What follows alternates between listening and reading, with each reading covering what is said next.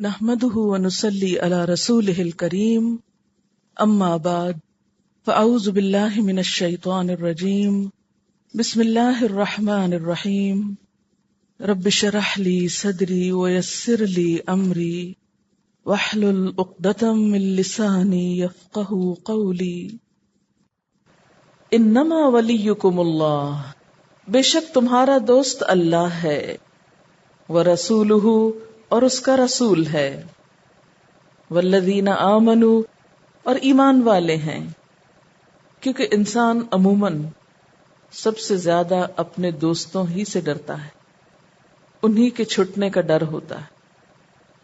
فرمایا دوست تو اصل میں اللہ ہے اور اس کا رسول ہے، والذین آمنوا، اور ایمان والے ہیں۔ جب انسان کوئی بھی راستہ اختیار کرتا ہے تو اس میں اسے لازماً سپورٹ تو چاہیے، پھر اس کے لیے ضروری ہوتا ہے کہ ایسے لوگوں کی دوستی رکھے، اللہ سے محبت کی سطح پہ تعلق قائم کرے اور اس کے رسول سے، اور پھر ایمان والوں سے۔ کون ایمان والے؟ الذین یقیمون الصلاۃ، جو نماز قائم کرتے ہیں، یعنی نماز پوری شرائط کے ساتھ ادا کرتے ہیں، ویؤتون الزکوٰۃ، اور زکوٰۃ ادا کرتے ہیں، یعنی اپنے مال خرچ کرتے ہیں۔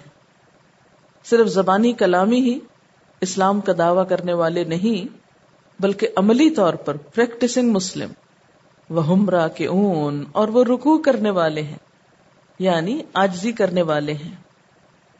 ومن یتول اللہ، اور جو اللہ سے دوستی کرے، اللہ کو دوست بنائے، ورسولہ، اور اس کے رسول کو، والذین آمنوا، اور ان لوگوں کو جو ایمان لائے، تو یاد رکھیں فإن حزب اللہ، تو یقیناً اللہ کا گروہ، ہم الغالبون، وہی غالب آنے والے ہیں۔ تو گویا حزب اللہ کیا ہے؟ جس کا تعلق اللہ اور رسول صلی اللہ علیہ وسلم اور مومنین سے ہو۔ ایسے لوگوں کو پھر ڈرنا نہیں چاہیے، انہیں اس بات کا یقین رکھنا چاہیے کہ وہ کامیاب ہو جائیں گے، وہی غالب آئیں گے۔ یا ایھا الذین آمنوا، اے لوگو جو ایمان لائے ہو، لا تتخذوا الذین اتخذوا دینکم ہزوا ولعبا، مت دوست بناؤ ان لوگوں کو جنہوں نے تمہارے دین کو کھیل تماشا بنا لیا۔ اب آپ دیکھیں نا، جن لوگوں کی ملامت سے آپ ڈرتے ہیں، پھر کیا ہے؟ وہ تو تمہارے دوست ہی نہیں، جو تمہیں اللہ کی طرف جانے سے روکتے ہیں، اور ملامت وہی کرتے ہیں جنہوں نے دین کو ایک مذاق بنا رکھا ہے، دین کو کھیل بنا رکھا ہے۔ ایسے لوگوں کی کمپنی اختیار کرنے اور ایسے لوگوں کی دوستی سے روکا جا رہا ہے، کیونکہ انسان کمزور ہے نا۔ اگر روز کو اس کا مذاق اڑائے گا، روز اس کو راستے سے روکے گا، تو نتیجہ کیا ہوگا؟ ایک دن انسان پھسل ہی جائے گا۔ تو ایسے میں کیا ضروری ہے کہ پھر ان لوگوں سے بچا جائے جو تمہارے دین کو مذاق بناتے ہوں، کھیل بناتے ہوں۔ بعض لوگوں کی نفسیات یہ ہوتی ہے کہ وہ شدت سے دنیا کی محبت میں مبتلا ہوتے ہیں، آخرت کو اور اس کے انجام کو معمولی چیز سمجھتے ہیں۔ ان کے نزدیک آخرت کا معاملہ کوئی سنجیدہ معاملہ نہیں ہوتا، وہ نہ خود اطاعت کرتے ہیں، نہ خود فرما بردار ہیں، بلکہ جو شخص اطاعت کے راستے پہ چلے اس کا بھی مذاق اڑاتے ہیں، کیونکہ عقل کی کمی ہے نا۔ اگر عقل استعمال کرتے تو چھوٹے فائدے اور بڑے فائدے میں فرق جان لیتے۔ ان کے نزدیک دنیا کا فائدہ ہی دراصل بڑا فائدہ ہے، اس لیے جو شخص دنیا قربان کر کے آخرت کو اپنا منتہائے نظر بناتا ہے، ان کے نزدیک وہ لوگ بے وقوف ہوتے ہیں اور ان کا وہ مذاق اڑاتے ہیں۔ فرمایا ایسے لوگ جو دنیا کی محبت میں مبتلا ہے، دنیا ان کی پرائرٹی ہے، تم پھر ان کو دوست مت سمجھو، ان سے تعلق مت رکھو۔ اور یہ حقیقت بھی ہے کہ انسان جس سے محبت رکھتا ہے جس سے عقیدت رکھتا ہے، جس سے دوستی رکھتا ہے، اس کی توہین برداشت نہیں کر سکتا. یہاں پر پیچھے جو فرمایا گیا کہ اللہ اور رسول اور ایمان والوں سے دوستی رکھو، تو پھر ساتھ ہی فرما دیا گیا کہ ایسے لوگوں سے دوستی نہ رکھو جو تمہارے دین کا مذاق اڑاتے. کیوں؟ دو صورتیں ہوں گی. ایک تو یہ کہ تم برداشت نہ کر سکو گے، لہذا تم سے کوئی ایسا ری ایکشن ہو سکتا ہے جو بہت نقصان دہ ہو تمہارے لیے بھی اور دین کے لیے بھی. دوسری بات یہ کہ ایسے لوگوں کی مجلس میں بیٹھ کر تمہارے اپنے دل سے دین کی اہمیت کم ہونے لگے گی، تمہارا اپنا دین پہ جمنا مشکل ہو جائے گا. اور یہ کون لوگ ہیں جو دین کو مذاق بنائے ہوئے ہیں؟ من الذین اوتوا الکتاب من قبلکم، یہ ان لوگوں میں سے بھی ہیں جو تم سے پہلے کتاب دیے گئے، یعنی یہود و نصارہ تمہارے طریقوں کا مذاق اڑاتے ہیں. والکفار، اور کافروں کو، اولیاء دوست، کافروں سے مراد یہاں مشرکین ہیں. واتقوا اللہ، اور اللہ سے ڈرو. ان کنتم مؤمنین، اگر تم ایمان والے ہو. اچھا، ایمان والے تو اللہ سے ڈرنا ہے، یعنی جس کے دل میں اللہ کا ڈر ہوگا وہ ان سے دوستی نہیں کرے گا. ان کا حال کیا ہے؟ وَإِذَا نَادَيْتُمْ إِلَى الصَّلَاةِ، جب تم نماز کے لیے بلاتے ہو تو وہ کیا کرتے ہیں؟ اتخذوها ہزوا ولعبا، اس کا مذاق اور کھیل بنا لیتے ہیں، ہنسی مذاق میں ٹال لیتے ہیں. ایسا کیوں ہوتا ہے؟ ذالک، یہ اس وجہ سے ہوتا ہے، بأنہم قوم، بے شک وہ ایسے لوگ ہیں، ایسی قوم ہے، لا یعقلون، جو عقل نہیں رکھتے. اگر ان میں عقل ہوتی، سمجھ ہوتی، تو وہ اللہ کی عظمت کو پا لیتے اور اللہ کی اطاعت اور عبادت کو سنجیدگی سے لیتے. یعنی دین کے معاملے میں ان کی عقل کام ہی نہیں کرتی، وہ عقل استعمال ہی نہیں کرتے. اس آیت کے پس منظر میں یہ بتایا جاتا ہے کہ یہود و نصارہ میں سے کچھ لوگ اذان کا مذاق اڑاتے. مدینہ میں ایک عیسائی تھا، جب وہ اشہد ان محمد الرسول اللہ کے کلمات سنتا تو کہا کرتا تھا قد حرق الکاذب، یعنی جھوٹا جل کر تباہ ہو. بد دعا کے یہ الفاظ دراصل اس کے دل کی جلن کا اظہار تھے. اب اتفاق کی بات یہ کہ ایک دن اس کی لڑکی گھر میں آگ لے کر آئی. وہ اور اس کے اہل خانہ سب سو رہے تھے، اور ہوا کیا کہ نادانستہ طور پر وہ آگ کی چنگاری اس کے ہاتھ سے گر گئی، اور اس ایک چنگاری کے گرنے سے وہ شخص اور اس کے گھر والے اور سارا گھر سب کچھ جل گیا، اور اس طرح اس کی بد دعا خود اسی پر پلٹی. اسی طرح فتح مکہ کے بعد جب آپ حنین سے واپس آ رہے تھے تو راستے میں حضرت بلال نے آذان کہی. چند نوجوانوں نے آذان کی آواز سنی اور اس کی ہنسی اڑائی، یعنی مذاق اڑایا اور اس کی نقل کی. ان نوجوانوں میں ابو محذورہ بھی شامل تھے. آپ نے ان کو بلا لیا اور ان کے سامنے اسلام کی دعوت پیش کی. انہوں نے اس کو قبول کر لیا. بہت خوش آواز تھے. آپ نے انہیں مکہ کا مؤذن مقرر کر دیا اور اس طرح وہ نقل اصل بن گئی. یہاں پر آپ دیکھیں کہ دو لوگ مخالفت کر رہے ہیں. مخالفت کی بھی قسمیں ہوتی ہیں. ایک دل کی جلن سے مخالفت کر رہا ہے اور بد دعا بھی ساتھ دے رہا ہے، اور ایک اپنی حماقت کی وجہ سے، لا علمی کی وجہ سے مذاق اڑا رہا ہے. یاد رکھیے آج بھی دین کا مذاق اڑانے والوں کی یہ دو قسمیں. کچھ لوگ تو واقعی دل سے اسلام کو ناپسند کرتے ہیں اور اسلام کے شاعر کا مذاق اڑاتے ہیں، لیکن کچھ لوگ صرف اپنی لا علمی کی وجہ سے، نہ جاننے کی وجہ سے، اللہ کی عظمت کا احساس نہ ہونے کی وجہ سے ایسا کر رہے ہوتے ہیں. حکمت سے ان دونوں کو پہچاننے کی ضرورت ہے. جہاں تو آپ دیکھیں کہ ناسمجھی کی باتیں ہو رہی ہیں، وہاں پر آپ نفرت سے معاملہ نہیں کریں، وہاں آپ برا بلا نہ کہنا شروع کر دیں، وہاں ان کی مار پٹائی نہ شروع کر دیں، بلکہ کیا کریں، ہمدردی سے بلا کے سمجھائیں. اور جہاں آپ دیکھیں کہ پھر سنجیدگی سے کوئی اسلام کا مذاق اڑا رہا ہے، پھر انتظار کریں کہ اللہ تعالیٰ ایسے لوگوں کے ساتھ کیا معاملہ کرتا ہے. صبر سے کام لیں. اچھا آج کل آپ دیکھیں نا کہ ہمارے بچوں میں سے بھی بہت سے ان کو پتہ نہیں ہوتا، کبھی مولوی صاحب کی نقل اتارنے لگتے ہیں، کبھی کسی اور کی اتارنے لگتے ہیں کہ ہم وہ ایسے قرآن پڑھتے ہیں.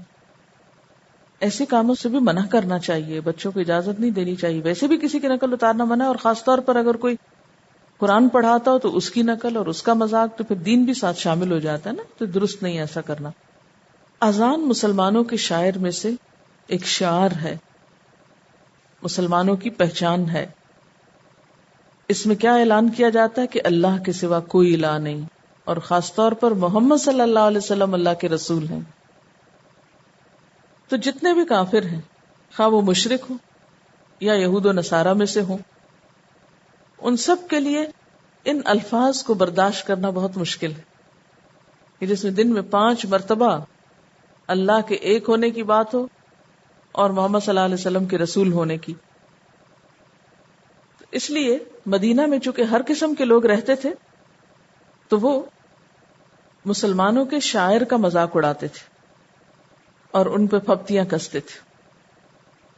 اور خصوصاً آپ دیکھیں نا کہ جب اذان دی جاتی ہے تو بہت لاؤڈلی بولا جاتا ہے اور ایک خاص سٹائل میں بولا جاتا ہے، تو لوگ سٹائل کا بھی اور ان الفاظ اور کلمات کا بھی مذاق اڑاتے اور نقالی کرتے.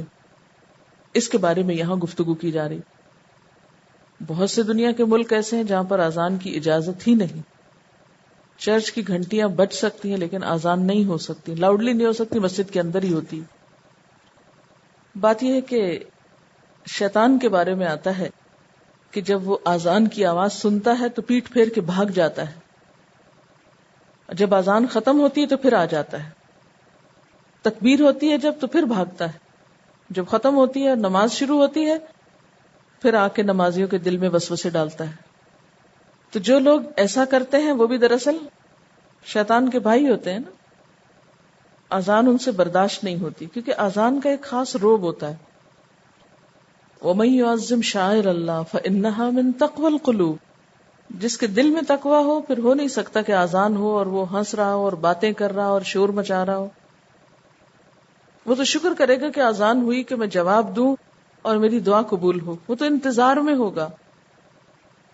کتنے منٹ لگتے ہیں اذان کو، ذرا سا سوچ لینا انسان. ہم بے صبرے ہو جاتے ہیں نا کہ اذان ہو رہی ہے، اب چپ ہونا پڑے گا، اب بات نہیں کر سکتے، چلو کوئی بات نہیں، یہ تو ہوتی رہتی ہیں، پھر کر لیتے ہیں کچھ. 2 وقتوں کی دعا رد نہیں ہوتی. مجاہد جب صفوں میں ہوتا ہے اور اذان کے بعد. رہ گئی رسم اذان روح بلالی نہ رہی، فلسفہ رہ گیا تلقین غزالی نہ رہی. تو جب دین کا حال یہ ہو گیا کہ صرف ظاہریت رہ گئی، اس کے اندر اسپرٹ نہیں، تو پھر وہ کس کی روح کو جگائے. قل، کہہ دیجئے، یا اہل الکتابی، اے اہل کتاب، هل تنقمون منا الا ان آمنا باللہ وما انزل الینا وما انزل من قبل وان اکثرکم فاسقون. قل یا اہل الکتاب هل تنقمون منا، کہہ دیجئے اے اہل کتاب، نہیں تم ناراض ہوتے ہم سے، الا مگر، ان آمنا باللہ، کہ ہم اللہ پر ایمان رکھتے ہیں، وما انزل الینا، اور جو نازل کیا گیا ہماری طرف، وما انزل من قبل، اور جو اس سے پہلے نازل کیا گیا، وَأَنَّ أَكْثَرَكُمْ فَاسِقُونَ، اور بے شک تمہاری اکثریت نافرمان ہے. یعنی اے اہل کتاب، کیا تم ہم سے اس بات پہ ناراض ہو رہے ہو کہ ہم اللہ کو مانتے ہیں اور اس کتاب کو مانتے ہیں جو ہمارے پاس آئی، اور اس کو بھی مانتے ہیں جو تمہارے پاس آئی؟ بھلا بتاؤ تو اس میں ناراضگی کی کون سی بات ہے؟ جیسے ابھی تھوڑی دیر پہلے بات ہو رہی تھی نا کہ لوگ مذاق اڑاتے ہیں دین کا یا ناراض ہوتے ہیں. تو ایسے سب لوگوں سے پوچھنا چاہیے کہ آپ ہم سے اس بات پہ بھلا کیوں ناراض ہو رہے ہیں کہ ہم اللہ کی اطاعت کرنے لگے ہیں، یا اللہ کا حکم ماننے لگے، یا اللہ کی کتاب کو وقت دینے لگے ہیں. یہ بھی کوئی ناراضگی کی بات ہے. لیکن بات یہ ہے کہ وَأَنَّ أَكْثَرَكُمْ فَاسِقُونَ، تم خود ہی عمل نہیں کرنا چاہتے، تم خود اللہ کی حدود کو توڑنا چاہتے، تو چاہتے یہ ہو کہ ہم بھی توڑے رکھیں، ہم بھی اس راستے پر نہ آئیں. اور اس کی وجہ کیا ہوتی ہے؟ اس لیے کہ وہ دنیا کی صرف ظاہری زندگی سے محبت کرتے ہیں. یعلمون ظاہرا من الحیات الدنیا وَهُمْ عَنِ الْآخِرَةِ هُمْ غَافِلُونَ، وہ دنیا کی صرف ظاہری زندگی کو جانتے ہیں اور وہ آخرت سے غافل ہوتے ہیں. یعنی ان کی مخالفت کی اور ناراضگی کی بنیادی وجہ یہ ہے کہ وہ خود دنیا کی محبت میں ڈوبے ہوئے ہیں اور چاہتے کیا کہ ہم بھی ڈوبے رہیں. جب ہم اس سے نکلنا چاہتے ہیں تو وہ ہم کو پکڑ کے واپس کھینچنا چاہتے ہیں اور چاہتے ہیں کہ ہم اس سے باہر نہ آئیں، ہم بھی انہی کے ساتھ رہیں، جو کچھ وہ کرتے ہیں وہی ہم کیا کریں. وہ اپنے سپورٹرز اور اپنے خیرخواہوں اور اپنے ہمدردوں میں کمی پاتے ہیں، اس لیے وہ ہم کو واپس بلانا چاہتے ہیں اپنے ہی راستے پر، اور اس لیے کہ وہ آخرت سے غافل ہے. جو تنقمون کا لفظ ہے یہ نون قاف میم سے ہے. نقمہ کا مطلب ہوتا ہے عیب لگانا، غصہ ہونا، ناپسند کرنا، انکار کرنا، خواہ اظہار زبان سے ہو یا سزا دے کر ہو. اے اہل کتاب، تم ہمیں کیوں عیب لگاتے ہو، کیوں غصہ کرتے ہو ہم پر، کیوں ناپسند کرتے ہو ہم کو، کیوں انکار کرتے ہو ہماری باتوں کا، زبان سے بھی اور عمل سے بھی یہ سب کچھ کیوں ظاہر کرتے ہو؟ کیا قصور ہے ہمارا؟ بس یہی نا کہ ہم اللہ کو مانتے ہیں اور اپنی کتاب اور تمہاری کتابوں کو مانتے ہیں. بھلا اس میں ایسی کون سی چیز ہے ناراضگی کی؟ اور تمہاری اکثریت نہیں مانتی، تمہاری اکثریت اطاعت سے نکلی ہوئی ہے. پوری حقیقت کھول دی گئی ہے نا یہاں پر. قُلْ هَلْ أُنَبِّئُكُمْ بِشَرٍّ مِّن ذَلِكَ مَثُوبَةً عِندَ اللَّهِ، کیا میں ان لوگوں کی نشاندہی کروں جن کا انجام خدا کے ہاں فاسقوں کے انجام سے بھی بدتر ہے؟ مصوبہ کا کیا معنی ہے؟ انجام. مصوبتاً کا لفظ انجام کے لیے ہے، اجر کے لیے ہے. کیا میں بتاؤں تمہیں ان کے بارے میں جن کا انجام اس سے بھی بدتر ہوگا؟ کس سے؟ فاسقوں کے انجام سے بھی بدتر. آؤ ہم تم کو بتائیں کہ بدترین کون ہے. من لعنہ اللہ، جس پہ اللہ نے لعنت کی. کس پہ کی تھی؟ یہود پر. وغضب علیہ، اور ان پر ناراض ہوا. مغضوب علیہم. وجعل منہم القردۃ والخنازیر، اور ان میں سے اس نے بندر اور خنزیر بنا دیے، یعنی ان کی شکلیں مسخ کر دیں. اور ایسا کیوں کیا؟ کیونکہ وہ جانوروں کی سطح پہ اتر آئے تھے. جب کوئی شخص انسان کی بجائے اندر سے حیوان ہو جاتا ہے، جانوروں کی سطح پہ جیتا ہے، جب انسان کی عقل خواہشات کے نیچے دب جاتی تو انسان نہیں درندہ بن جاتا ہے. آپ عام زندگی میں بھی دیکھیے کہ جب انسان عقل سے کام نہیں لیتا، مثلا غصے میں آتا ہے تو غصے میں آ کر جب وہ چیختا ہے، چلاتا ہے، جو آوازیں نکالتا ہے وہ کس سے مشابہ ہوتی ہیں؟ پھر اسی طرح عقل سے کام نہیں لیتا، خواہش نفس سے لیتا ہے، کھانے پینے کے معاملے میں کیسی کیسی حدود پھلانگتا ہے، جانوروں سے بھی بدتر ہو جاتا ہے. اب دیکھیں نا، جانور، بھینس کو تو نہیں پتا ہے، گائے کو نہیں پتا کہ یہ زمین اپنی ہے، کسی کی ہے، یہاں سے کھاؤں یا نہ کھاؤں. لیکن پھر بھی آپ دیکھیں کہ ان کی فوڈ میں بھی کچھ نہ کچھ ریسٹرکشن ہوتی، کچھ چیزیں کھاتے اور کچھ پڑی میں تو نہیں کھاتے. ان سے گائے جو ہے وہ گوشت نہیں کھائے گی، چاہے اس کے پاس آپ جتنا مرضی لے جا کے ٹرے سجا کے رکھ دیں، وہ رکھا رہے گا. تو قدرتی طور پر ان کی ریسٹرکشن موجود ہے. لیکن انسان جب اللہ کی حدیں توڑتا ہے، فاسق بنتا ہے، تو وہ یہ نہیں دیکھتا یہ مال اس کا اپنا ہے یا کسی کا ہے، اللہ نے جائز کیا یا ناجائز ہے، حلال ہے یا حرام ہے. پھر وہ اپنی حدوں کو توڑ کر درندگی کی حد کو جا پہنچتا ہے.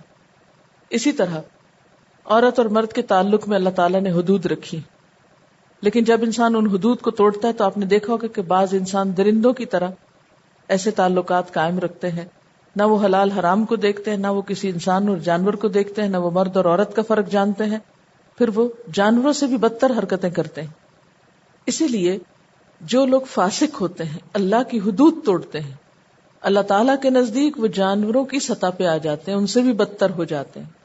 اسی لیے یہاں پر کیا فرمایا؟ کیا میں تمہیں بتاؤں لوگوں کے بارے میں جن کا انجام خدا کے ہاں فاسقوں کے انجام سے بھی بدتر ہے؟ وہ جن پہ خدا نے لعنت کی، جن پہ اس کا غضب ٹوٹا، جن میں سے بندر اور سور بنائے گئے. کیوں بنائے گئے؟ کیونکہ ان کی حرکات ہی ایسی تھیں. وہ عبد الطاغوت، اور وہ بدترین لوگ کون ہیں؟ جنہوں نے طاغوت کی بندگی کی. اب یہاں پر آپ دیکھیے عبد اور عبدہ میں فرق ہے.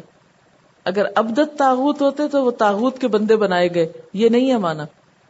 عبدت طاغوت ہے، عبدہ فعل ہے، انہوں نے طاغوت کی بندگی کی. اولئک شر مکانا، یہ لوگ مقام کے اعتبار سے، درجے کے اعتبار سے بدترین ہیں.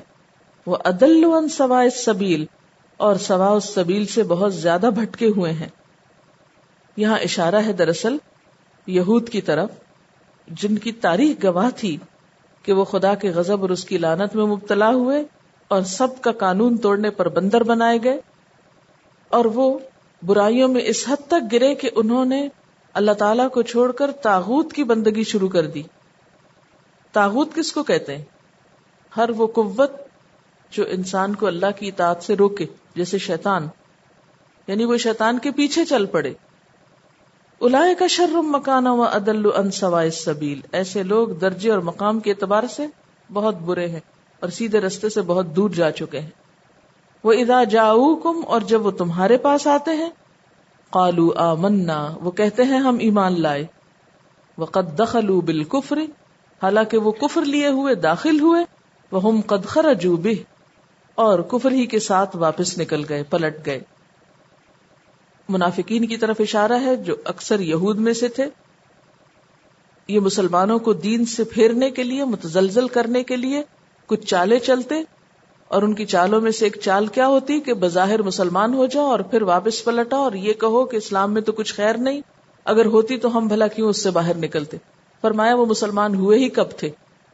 وہ تو کفر ہی کی حالت میں تھے، وہ تو صرف ظاہراً اسلام کا دعویٰ کر رہے تھے، اسی حال میں گئے اور اسی میں واپس آ گئے. واللہ اعلم بما كانوا یکتمون، اور اللہ خوب جانتا ہے جو کچھ وہ چھپاتے ہیں، یعنی دل میں. وَتَرَى كَثِيرًا مِّنْهُمْ، اور تم ان میں سے اکثریت کو دیکھو گے، یعنی ان کے عوام کو دیکھو گے. کیا حال ہے ان کا؟ یسارعون فی الاسم، وہ گناہوں میں دوڑ دھوپ کر رہے ہیں. والعدوان، اور زیادتی کے کاموں میں. اسم وہ جس کا تعلق اپنی ذات سے ہو، اور عدوان جس کا نقصان دوسروں کو پہنچے. یعنی ان کے عوام کا حال یہ ہے کہ گناہوں کی دوڑ لگائی ہوئی ہے انہوں نے، جس سے ان کی اپنی ذات کو بھی نقصان پہنچ رہا ہے، اور زیادتی کے کاموں میں یہ آگے بڑھتے ہیں جس سے دوسرے متاثر ہو رہے ہیں. وَأَكْلِهِمُ السُّحْتَ، اور ان کا حرام کھانا. لَبِئْسَ مَا كَانُوا يَعْمَلُونَ، البتہ کتنا برا ہے جو کچھ وہ عمل کرتے رہے ہیں. یہ جو یسارے ہونا کا لفظ ہے نا، تیزی کر رہے ہیں، تو یہ تیزی کب آتی ہے اچھے یا برے کام میں؟ ہوتا یہ ہے کہ انسان جب کسی بھی رستے پہ چلتا ہے تو پہلے آہستہ آہستہ قدم اٹھتے ہیں اس کے، پھر جب اس میں پوری طرح انوالو ہو جاتا ہے، منہمک ہو جاتا ہے، تو وہ چیز اس کی عادت بن جاتی ہے اور پھر وہ اس کام میں تیزی دکھانے لگتا ہے. مثلا لکھنے کا ہی دیکھ لیجیے آپ، شروع میں جب آپ لکھتے ہوں گے تو کتنا سلو لکھتے ہوں، اور اب لازماً آپ کا قلم چل گیا ہوگا. کیوں؟ اس لیے کہ لکھتے لکھتے اتنی پریکٹس ہو گئی کہ اب آپ کو وہ بائیں ہاتھ کا کھیل معلوم ہوتا ہے. ایک حرف کتنی دفعہ ڈالا، آخر وہ آ ہی گیا نا لکھنا. تو اسی طرح نیکی کا کام ہو یا برائی کا کام، شروع میں دونوں ہی مشکل ہوتے ہیں، لیکن جب انسان ایک چیز کو بار بار کرتا چلا جاتا ہے تو پھر وہ اس کی ہیبٹ بن جاتا ہے اور اس کے لیے آسان ہو جاتا ہے. پھر اس کو اتنی پریکٹس ہو جاتی ہے کہ اس کام کو وہ جلد از جلد کر لیتا ہے. اسی کا نام یسارے ہونا ہے، تیزی سے کر رہے ہیں، خوب سرگرمی دکھا رہے ہیں، دوڑ دھوپ کر رہے ہیں. یعنی یہود اپنی برائیوں میں اتنے منہمک ہوئے، اتنے ان کے عادی ہو گئے کہ اب برائی کرتے وقت ان کو احساس ہی نہیں ہوتا، وہ ان کا لائف سٹائل بن گئی. تو یہ جو بات ہو رہی ہے نا کہ انسان دوسروں سے ڈرتا ہے یا خوف کھاتا ہے یا دوسرے اس کو روکتے ہیں یا ڈراتے ہیں، اور یہ سب کچھ ابتدا میں ہوتا ہے. جب انسان کسی بھی کام کو کرنے لگ جاتا ہے اور اس کا عادی ہو جاتا ہے تو پھر اس کی اس کوشش میں تیزی آ جاتی. اس لیے خوش قسمت ہیں وہ لوگ جو نیکی کے راستے پہ چلیں، خواہ شروع میں آہستہ ہی کیوں نہ چلتے رہیں، لیکن اگر چلتے رہیں گے تو ایک دن تیز رفتار بھی ہو جائیں گے. کسی بھی کام کو کرنے کے بعد چھوڑ دینا جو ہے اس میں انسان کو وہ چیز بھول جاتی. اب چھوٹی چھوٹی مہارتیں دیکھیں جو آپ نے زندگی میں حاصل کی، پھر آپ نے اس کام کو چھوڑ دیا، پھر کچھ عرصے کے بعد آپ دوبارہ کریں گے تو کیا ہوگا؟ وہ کام نہیں کر پائیں گے. جو کام آپ کرتے رہیں وہ آپ کی عادت ثانیہ بن جاتا ہے، پھر آپ کو اس میں بہت ایفرٹ نہیں کرنی پڑتی. لیکن اگر آپ اس کو چھوڑ دیں تو آپ وہیں آ کھڑے ہوں گے جہاں سے آپ چلے تھے. تو کوئی بھی چیز کرنے سے آتی اور کرتے رہنے سے آتی. دین کا معاملہ بھی ایسا ہی ہے. اگر آپ شروع میں اس طرف آئیں گے تو آپ کو مشکلات بھی ہوں گی اور بہت پریشانیاں بھی گزریں گی، لیکن اگر آپ جمے رہے، اسی لیے تو صبر اور استقامت کا اجر بڑھا، تو پھر ایک وقت ایسا آئے گا کہ یہ سب کچھ آپ کے اندر اس طرح فیڈ ہو جائے گا کہ وہ آپ کی عادت کا حصہ ہو جائے گا، پھر اس کے کرنے میں بھی مشکل نہیں ہوگی. شوق کا کام ہو، نیکی کا کام ہو یا بدی کا کام ہو، زیادتی اور ظلم کا کام. آپ نے دیکھا ہوگا کچھ لوگوں کو غیبت کی اتنی عادت ہو جاتی ہے کہ انہیں پتہ ہی نہیں چلتا وہ غیبت کر جاتے ہیں. کچھ لوگوں کو طنز کرنے کی اتنی عادت ہوتی ہے کہ ان کو خبر ہی نہیں ہوتی کہ وہ دوسروں کو طنز کر کر کے جلا رہے ہیں، کیونکہ وہ ان کی عادت بن چکی. بعض لوگوں کو اتنا زور سے چیخ چلا کے بولنے کی عادت ہوتی ہے کہ ان کو پتہ ہی نہیں چلتا کہ وہ چیخ رہے ہیں، چلا رہے ہیں اور دوسروں کے سر پہ برس رہے ہیں. یہ عدوان جو ہے نا، جیسے ابھی میں نے بتایا، یعنی اسم اپنی ذات کا گناہ ہے اپنے اندر، اور عدوان دوسروں پہ زیادتی. آپ نے دیکھو کہ جو بچے لڑنے کے عادی ہوتے ہیں نا گھر میں، وہ کیا کرتے ہیں؟ باہر بھی جا کے لڑ لیتے ہیں. لیکن جن بچوں کو گھر میں کبھی عادت نہ ہو لڑنے کی یا موقع نہ ملا ہو، یا اکیلے بچے جو ہوتے ہیں وہ باہر جا کے رونا شروع کر دیتے ہیں، وہ کسی کے ساتھ لڑ نہیں سکتے. کیوں؟ اس لیے کہ ان کو عدوان کی عادت ہی نہیں ہے. تو یہ یسارے ہونا کہ تیزی سے کرنا، فوراً کرنا، یعنی ان کو گناہ اور زیادتی کرتے دیر ہی نہیں لگتی، فوراً کر لیتے ہیں، خوب ماہر ہیں اس میں. جھجک ہی اتر گئی نا. وَأَكْلِهِمُ السُّحْتَ، اور حرام کے بھی ایسے عادی ہوئے کہ ان کو حرام کھا کے احساس ہی نہیں ہوتا حرام کھا رہے ہیں. سحت رشوت کے لیے خاص طور پر استعمال ہوتا ہے نا. لَبِئْسَ مَا كَانُوا يَعْمَلُونَ، کتنا برا ہے جو کچھ وہ عمل کر رہے ہیں. آپ دیکھیں کہ اہل ایمان کے لیے کیا پسندیدہ ہے، یسارعون فی الخیرات، اور یہ لوگ یسارعون فی الاسم ہے. فاستبقوا الخیرات. اچھا، ایک اور بات یہ کہ فاستبقوا الخیرات بھی اچانک نہیں ہوا کرتا، اس کے لیے بھی انسان کو آہستہ آہستہ اس چیز کا عادی بنانا پڑتا ہے اپنے آپ کو. مثلا اگر آپ قرآن پاک کبھی نہ پڑھیں تو اگر آپ کو کسی جگہ پڑھنے کی ضرورت پیش ہے تو آپ گھنٹے میں سپارہ پڑھیں گے. اور جن لوگوں کو روز پڑھنے کی عادت ہوتی ہے وہ 15 منٹ میں پڑھ لیتے ہیں. سپیڈ بڑھتی چلی جاتی ہے نا. تو نیکی کا کام ہو یا برائی کا کام، کرنے سے آئے گا، کرتے رہنے سے پریکٹس ہوگی اور پھر مہارت بڑھ جائے گی، اسٹیمنا ڈیولپ ہو جاتا ہے نا. تو فاستبقوا الخیرات کے لیے بھی مہارت، پریکٹس چاہیے. اچھا، جب یہ اتنے عادی ہو گئے برائیوں کے اور معاشرے میں گناہ اور زیادتیاں اور حرام پھیل گیا، یہ آیت پڑھ کے آپ کے ذہن میں کیا آ رہا ہے؟ کچھ آ رہا ہے؟ یہ یہود کی صفت بتائی گئی. ترى كثيرا منهم، ان کی اکثریت کو تم دیکھو گے، یسارعون فی الاسم، گناہوں میں دوڑ لگائے ہوئے ہیں، دوڑ کے گناہ کر رہے ہیں، تیز رفتاری سے گناہ کر رہے ہیں، والعدوان، خوب زیادتیاں کر رہے ہیں دوسروں پہ، واکلہم السحت، حرام کے کاموں میں ملوث ہیں. ہاں، کیا ذہن میں آتا ہے؟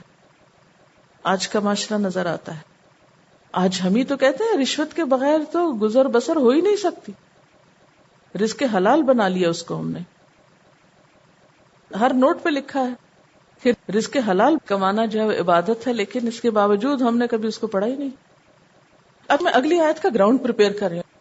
میں آپ کو امیجن کروا رہی ہوں کہ معاشرے میں خوب برائیاں عام ہو چکی ہیں، لوگ گناہوں میں دوڑ لگائے ہوئے ہیں، رشوت خوب عام ہو چکی، زیادتیاں بہت ہو رہی ہیں، ظلم ہو رہا ہے، مار پیٹ ہو رہی ہے، قتل و غارت ہو رہی، اور اس تیزی سے ہو رہی ہے کہ قاتل وہاں بھاگ کے چلے جاتے ہیں جہاں سے کبھی ان کا زندگی بھر سراغ نہیں ملتا.